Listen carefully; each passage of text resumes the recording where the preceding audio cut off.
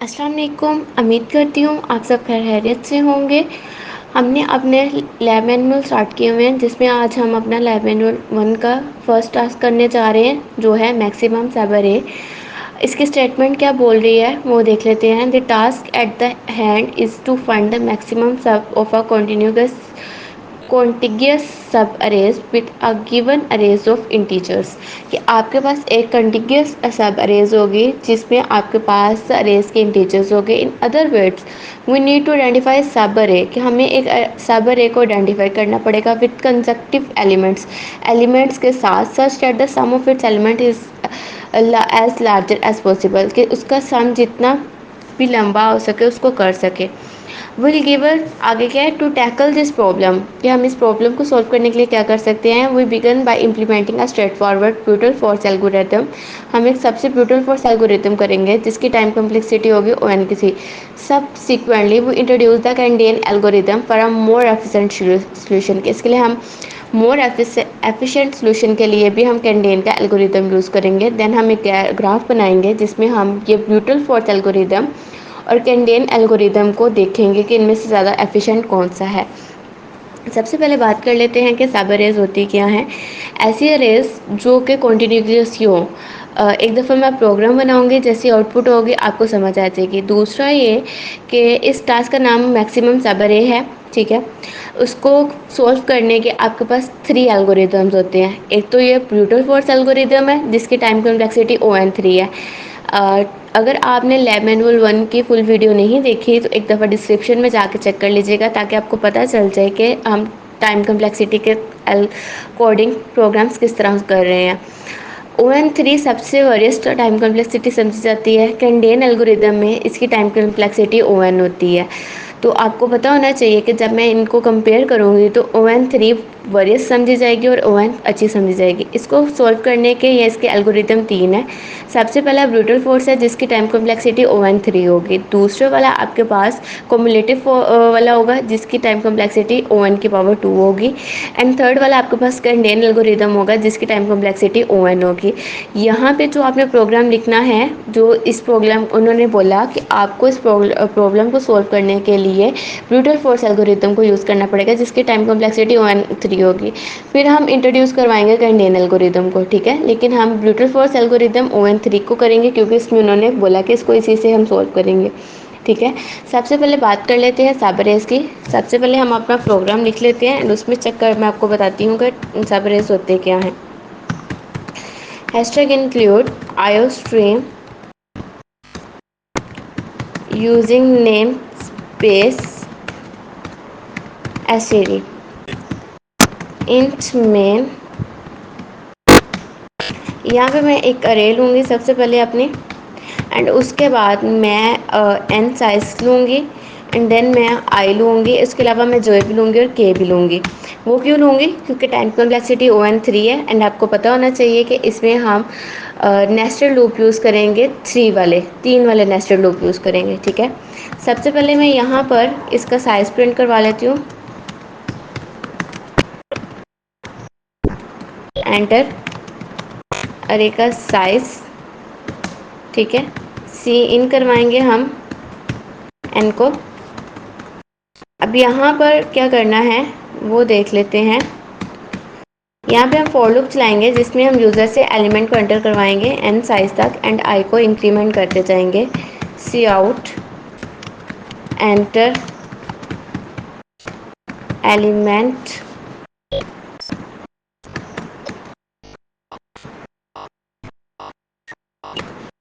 And यहाँ पर colon and यूँ करके। फिर यहाँ पर हम अरे को एंटर करवाएंगे एंड इधर से स्पेस कम करते जाते हैं ताकि यहाँ पे सी आउट करवाना है किसको, ओरिजिनल एलिमेंट्स को। ओरिजिनल अरे आएगी आपके पास, ठीक है। एंड यहाँ पर फॉर लूप चलाएंगे i0 से लेकर in तक एंड i को इंक्रीमेंट करते जाएंगे। एंड यहाँ पर हम सिंपली अपने अरे को डिस्प्ले करवाएंगे।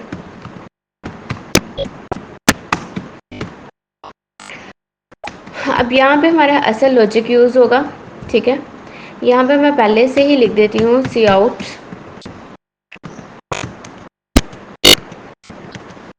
सब अरे इन अरे, ठीक है।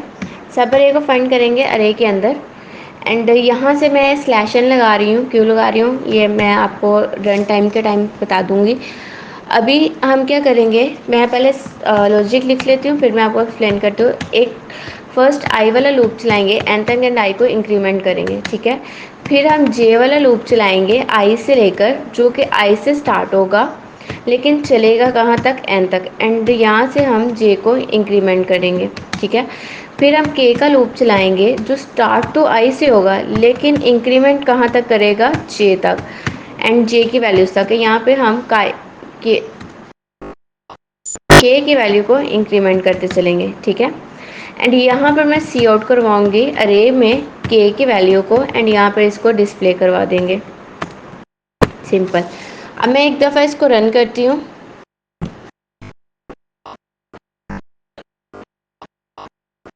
ठीक है। अब मैं यहाँ पे 4 एलिमेंट्स डालती हूँ, 1 2 3 4 एंड 7। यहाँ पर एक चीज़ रह गई, इधर नेक्स्ट लाइन देनी थी ताकि आप लोगों को समझ आए, सी आउट एंड लाइन, ठीक हो गया।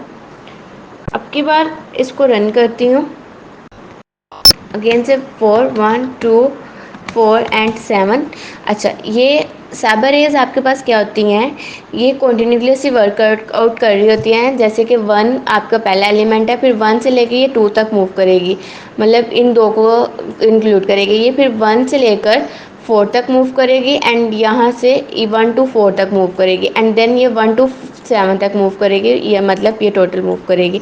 उसके बाद ये 2 से स्टार्ट होगी, फर्स्ट एलिमेंट को ख़त्म करके 2 से स्टार्ट होगी, एंड 2 to 4 मूव करेगी, एंड ऑनवर्ड इस तरह चलेगा। ये लूप चलाने का भी यही मकसद था कि सबसे पहले तो आई लूप आपका चल ही रहा है, फिर जे लूप चल रहा है, आई से ये स्टार्ट हो रही है। देखिए सबसे पहले वाले एलिमेंट यहाँ से लेकर जे वाला लूप क्या कर रहा है, इन एलिमेंट्स को यहाँ तक ला रहा है। के का लूप क्या कर रहा है, आई से लेकर जे तक को एलिमेंट्स को डिस्प्ले कर रहा है। जैसे ही आई की वैल्यू इंक्रीमेंट होगी, ये वहाँ से देखो आई की वैल्यू से आगे स्टार्ट हुआ है, आई की वैल्यू इंक्रीमेंट हुई, आपका लूप 4 टाइम चला, देन आई की वैल्यू इंक्रीमेंट हुई, एंड अगेन ये आपका लूप 2 टाइम चला। जैसे जैसे आई की वैल्यू इंक्रीमेंट होती जाएगी उतनी दफ़ा ये लूप कम होता जाएगा।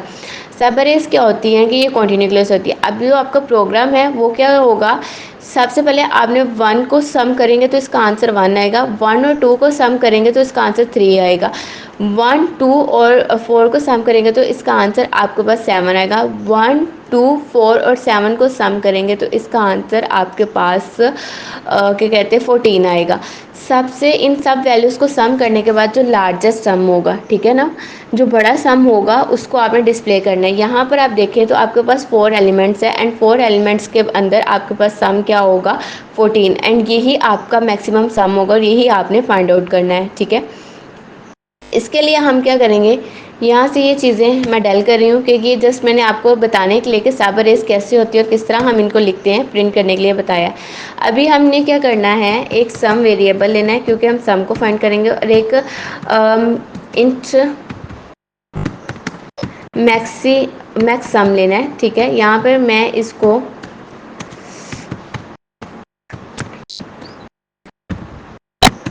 इस तरह डिक्लेयर कर रही हूँ। अभी मैं इसको रन करती हूँ तो आपके पास सॉरी यहाँ पर ये मैक्सिमम क्यों लिया, क्योंकि मैं यहाँ पर एक फंक्शन कॉल करूँगी, उसके लिए मुझे इंट मिनिमम की ज़रूरत पड़ेगी, इसलिए मैंने इंट मैक्सिमम को इंट मिनिमम से डिक्लेयर कर चुकी हूँ, ठीक है। सम वेरिएबल्स को हम यहाँ पे करेंगे क्योंकि हम के वेरिएबल्स को सम करने वाले हैं, तो इसलिए सम की वैल्यू जितनी दफ़ा भी जे पे आएगी वो वापस से 0 हो जाएगी ताकि एम्प्टी हो जाए और हर रो का सम इसी के अंदर सेव होता जाए। फिर यहाँ पर हम लिखेंगे सम इक्वल होगा सम प्लस के। ये सबसे इजी एल्गोरिदम है, इजी प्रोग्राम है, ठीक है। इसी का सोल्यूशन सबसे इजी सोल्यूशन है, बट प्रॉब्लम ये है कि ये टाइम ज़्यादा लेता है और स्पेस ज़्यादा लेता है, तो इस वजह से इसको ब्रूटल फोर्स एल्गोरिदम बोला जा रहा है। इसके साथ दूसरे जितने आपके फॉर लूप्स कम चलेंगे, मतलब 1 फॉर लूप होगा, 1 1 करके फॉर लूप होगा, उतना कम टाइम लेगा और उतनी ही कम स्पेस लेगा, तो उस लिहाज से हमारा एल्गोरिदम उतना बेस्ट समझा जाएगा। डीएसए में बेसिकली हम ऐसे एल्गोरिदम्स, ऐसे प्रोग्राम्स लिखते हैं जो कम स्पेस और कम टाइम लें। अच्छा जी, यहाँ पर अब जैसे ही मैं यहाँ से बाहर निकलूँगी, बाहर निकलूँगी, मैंने क्या करना है,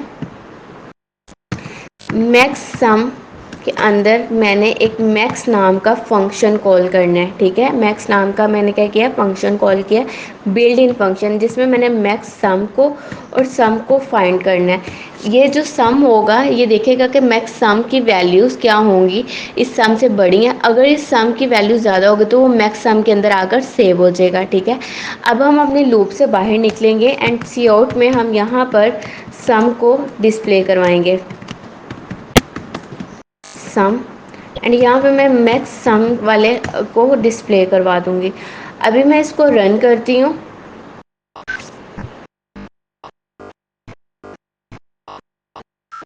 ये प्रीवियस वाला हमारा जो कंसोल था वो रन हुआ है। अब की बार मैं नया कंसोल रन कर रही हूँ। 4 डाला, 1 2 4 एंड 7, तो आप देख सकते हो, ठीक है। ओरिजिनल ये है, साबर ए इसलिए डिस्प्ले नहीं हुई क्योंकि मैंने उसको डिस्प्ले ही नहीं किया। 1 2 4 7 को अगर मैं करूँ तो मेरे पास सम 14 आता है। साबर ए को हम पहले से ही कर चुके हैं। इनके सब साबर ए को वापस से डिस्प्ले करवा के सारा कुछ करना चाह रहे हो तो वो अलग बात है, ठीक है। इसके अलावा यहाँ पर मैक्स सम अगर इन केस आपके कंपाइलर पे ये रन नहीं होगा तो मैक्स का जो फंक्शन है मैं आपको बताती चलूँ, वो सी लिमिट्स के अंदर है, ठीक है। सी लिमिट्स के अंदर वो इंक्लूड है, बट अभी मेरा ये वैसे ही चल रहा है तो मैं इसको नहीं चला रही। एंड यहाँ पर अब हम क्या करेंगे, आपने ये वाली आउटपुट को यहाँ पर डालेंगे एंड यहाँ पर आपके पास 9 एलिमेंट्स हैं। 9 में सबसे पहले आएगा -2, देन 1, फिर -3 एंड फिर 4, फिर -1, फिर 2, फिर 1, फिर -5 एंड फिर 4। तो इसको ऊपर लेते जाऊँ तो आपके पास इसका सम देखें, आपके पास क्या आ रहा है 6। एंड यहाँ पर इसका जो लार्जेस्ट सम है वो क्या है, 6 है, जो 4 -1 2 और 1 का है, ठीक है। ये इसका लार्जेस्ट सम है एंड ये आपका मैक्सिमम सब अरे का क्या हो गया, प्रोग्राम हो गया, जो O(n)⁻3 है। इसके बाकी 2 प्रोग्राम्स भी मैं इंशाल्लाह इस टास्क के इनके सारे टास्क कंप्लीट करने के बाद इसकी वीडियो शेयर कर दूंगी। बट फ़िलहाल ये मैक्सिमम सब अरे के सम का यही, इस प्रोग्राम का सलूशन यही था जो मैंने आपके साथ शेयर कर दिया। आई होप सो आपको इसकी समझ आई होगी, सब अरेज की भी समझ आई होगी कि सब अरेज होते क्या हैं, इनको बनाते कैसे हैं, सम को किस तरह डिस्प्ले करते हैं, ठीक है। अगली वीडियो के लिए अपना ख्याल रखिएगा, दुआओं में याद रखिएगा। अल्लाह हाफिज़।